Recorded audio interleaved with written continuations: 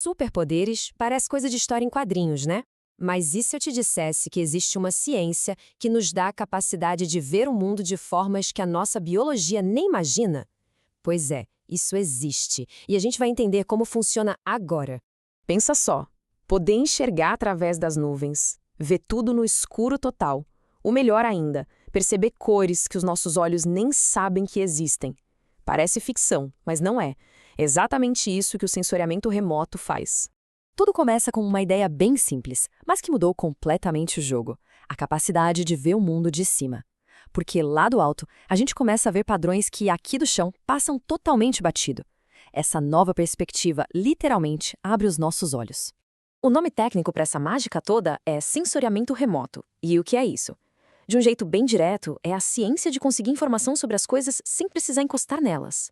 É basicamente uma supervisão de longo alcance, sabe? Coletar dados a dezenas, centenas de quilômetros de distância.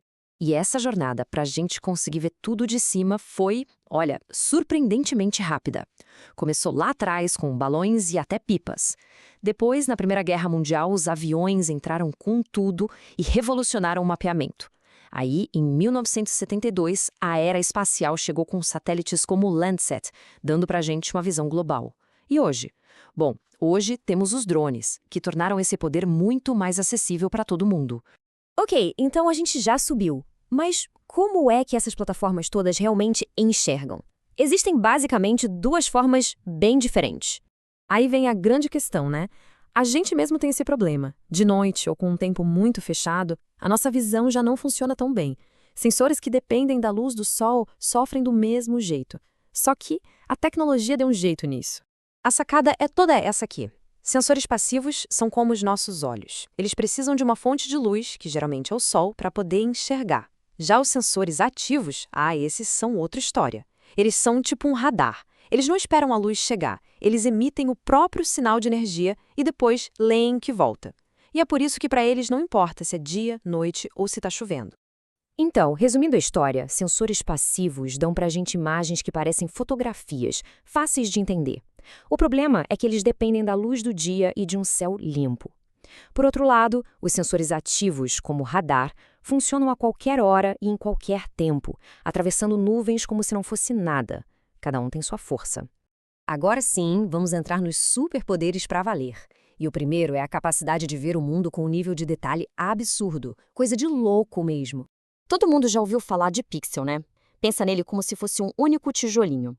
Um monte desses tijolinhos juntos é que formam a imagem inteira. Simples assim. Tá, mas e daí? O que esse tijolinho digital tem a ver com o mundo de verdade? É aí que entra uma sigla-chave, GSD. Ela basicamente diz pra gente qual o tamanho real lá no chão que cada pixel daquele representa. É a ponte que liga o mundo digital com o mundo físico. E o quão pequeno pode ser esse detalhe? Se prepara. 5 centímetros. Exatamente. Isso significa que cada pixel na imagem representa um quadradinho de 5 por 5 centímetros no chão. É menor que um cartão de crédito. Esse poder de distinguir objetos pequenos chama-se resolução espacial. Com um detalhe desses, dá para detectar uma rachadura no asfalto a partir de um voo. É impressionante. E para a gente ter noção do impacto prático disso, o Google Earth, que a gente adora, tem uma precisão com metros de erro. É ótimo, mas é uma estimativa. Agora, um mapeamento profissional com drone, a gente está falando de precisão de 1 a 2 centímetros. Isso não é mais estimativa, é um fato. E para um projeto de engenharia, essa diferença é tudo. Ok, se ver detalhes tão pequenos já é impressionante, segura essa. O nosso segundo superpoder é literalmente enxergar o invisível. É a capacidade de ver tipos de luz e energia que o olho humano nem sonha que existem. Olha só que interessante. Todo o espectro de luz que existe é imenso. E a nossa visão enxerga só essa faixinha colorida minúscula no meio. Pois é, a gente não vê quase nada. O que a tecnologia faz é basicamente tirar essa venda que a natureza colocou na gente. Então, como um sensor sabe o que é uma árvore e o que é asfalto? Pela assinatura espectral. Pensa que cada material no planeta tem uma impressão digital de luz única. O jeito que a vegetação reflete a luz é diferente do asfalto, que é diferente da água. Isso é a resolução espectral. E tem mais. A resolução radiométrica é a sensibilidade do sensor para diferenciar tons muito, muito sutis da mesma cor, como um solo seco de um solo um pouquinho úmido. Muito legal, mas para que isso serve na prática? Como é que enxergar o invisível ajuda a resolver um problema de verdade?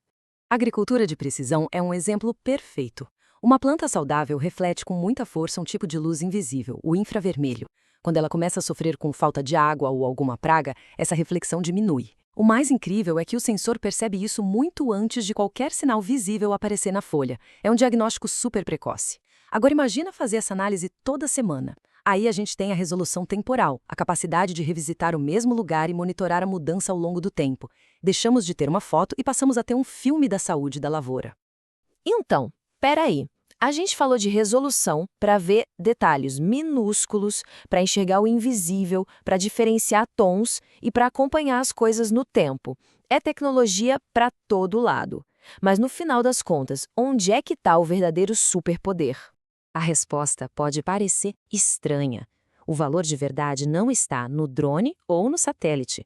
Está na capacidade de um profissional de olhar para essa montanha de dados e transformar tudo isso em uma solução concreta. A tecnologia é a ferramenta. O conhecimento humano é que é o verdadeiro poder.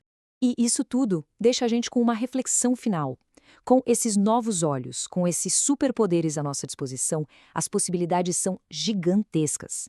A questão não é mais se a gente consegue ver, mas sim o que a gente vai escolher observar e transformar com todo esse poder.